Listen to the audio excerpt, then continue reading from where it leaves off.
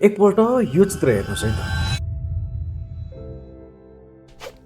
आजभन्दा 15,000 वर्ष अगाडि मानव जातिले पहिलो पटक कुकुरहरूलाई घरपालुवा बनाउन सफल भएका थिए, जसले मानिसहरूलाई शिकार गर्न सहयोग पनि गर्दथे। आज हामीले देख्ने सबै कुकुरहरू जङ्गली बुवासाका पुस्ताहरू।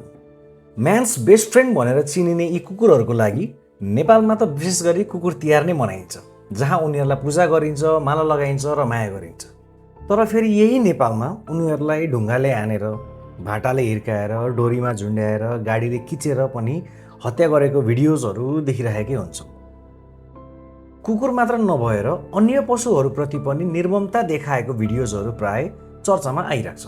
यो सबै घटनाहरू हुनुको कारणमा साइकोलोजीलाई पनि एउटा मुख्य आधार मान्न सकिन्छ। कुनै व्यक्तिहरू आफ्नो रिस कसैमाथि पोख्न नपाएर जनावरलाई टार्गेट गर्दछन्। कुनै व्यक्तिहरू अरूलाई दुःख दिएर, पीडा दिएर आफू खुसी हुने र आनन्द लिने प्रवृत्तिका हुने गर्दछन्। कुनै व्यक्तिहरू बालापनमा बुवा आमाको झगडा वा तिरस्कार देखेर आफूलाई सेन्स अफ कन्ट्रोल दिनको लागि पनि पशुहरूलाई टार्गेट गर्दछन्। कोही व्यक्तिहरूमा बालापनमा आफ्ना अभिभावकहरूले पशुप्रति गरेको व्यवहारलाई नै अनुसरण गर्ने बानी हुन्छ र कतिपय केसमा त कुकुरहरूको टोकाइको डरले पनि कुकुरहरूलाई टार्गेट गरेर मारिन्छ। यो विषयमा नेपालको कानुनले चाहिँ के भन्छ त?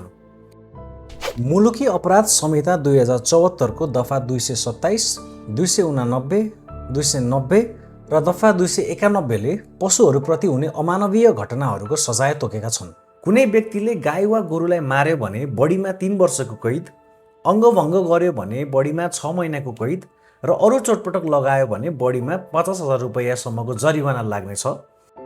र अन्य पशुको हकमा मार्यो वा अङ्गभङ्ग बनायो भने बढीमा 3 महिनासम्मको कैद वा 5,000 रुपैयाँसम्म जरिवाना वा दुवै लाग्ने कानुन छ। यी बाहेक दफा 227 मा पशुहरूसँग गरिने करणीको लागि पनि कानुनी प्रावधान रहेको छ। सन् 2025 मा खोटाङ जिल्लामा एक व्यक्तिले छिमेकीको कुकुर झुन्ड्याएर मार्दा उनलाई 1 हप्ताको कैद र 5,000 जरिवाना मात्र लागेको थियो। यति भन्दै गर्दा मानिसहरूलाई मात्र दोषी ठहर गर्न अलि जायज नहुन पनि सक्छ। कतिपय केसमा घरटोलतिरको कुकुरहरू अत्याधिक आक्रामक भएर मान्छेहरूलाई झम्टिने र टोक्न थाल्यो भने रेबिजको डरले पनि त्यस्ता कुकुरहरू मारिने गर्दछ। अब यसको समाधानमा पनि चर्चा गरौँ है त। सर्वप्रथम त नेपालले विशुद्ध रूपमा पशुहरूको राइट्सको लागि पशु कल्याण निर्देशिका जारी गर्नुपर्छ र त्यसको कार्यान्वयनमा व्यापक जोड दिनुपर्छ। कुकुरहरूको सङ्ख्या कम गर्नको लागि बन्ध्याकरण कार्यक्रम साथै बृहत रूपमा रेबिज भ्याक्सिनेसन क्याम्पेन सञ्चालन गर्नुपर्छ। बालबालिकाहरूलाई विद्यालय तहदेखि नै पशुहरूप्रति नम्र र सहानुभूति शिक्षा दिनुपर्छ।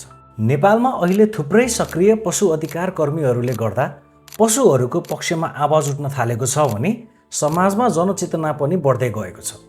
यसमा नेपाल सरकारले पनि पूर्ण रूपमा पशु अधिकार क्षेत्रमा पहल गर्नुपर्ने देखिन्छ, जुन आजको आवश्यकता बनेको छ।